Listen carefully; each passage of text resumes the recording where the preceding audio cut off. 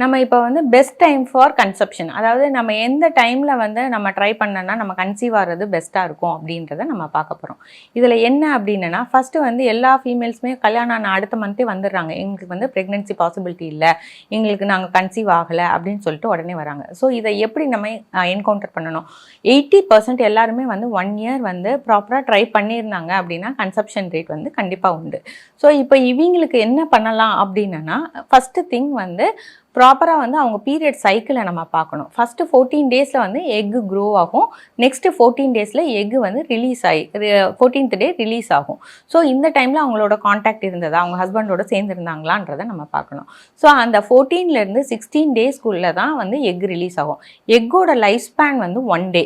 அதே ஸ்பெர்மோட life span வந்து 3 days. So அந்த 1 டே நம்ம மிஸ் பண்ணிட்டோம்னா அந்த 1 மந்த்தும் நம்மளுக்கு போயிடுச்சு. ஸோ நெக்ஸ்ட் மந்த் தான் நம்ம ட்ரை பண்ணோம். அதனால் எப்போவுமே வந்து ப்ரெக்னென்சிக்கு ட்ரை பண்ணுறவங்க ஃபஸ்ட்டு 10 டேஸ்லேருந்து 20th டே வரைக்கும் ஆல்டர்னேட் டேஸில் காண்டாக்டில் இருக்கணும். அதே மாதிரி நெக்ஸ்ட்டு 14 டேஸில் ஹெவி வெயிட் தூக்குறதோ, அதே இது ட்ராவல் ஹெவியாக பண்ணுறதோ, ஒர்க்கு ஹெவியாக பண்ணுறதோ அதெல்லாம் அவாய்ட் பண்ணிவிட்டு ஹெல்த்தியான ஃபுட் ஹேபிட்ஸை ஃபாலோ பண்ணணும். இதெல்லாம் பண்ணும்போது அவங்களோட கன்செப்ஷன் ரேட் வந்து அதிகமாகும்.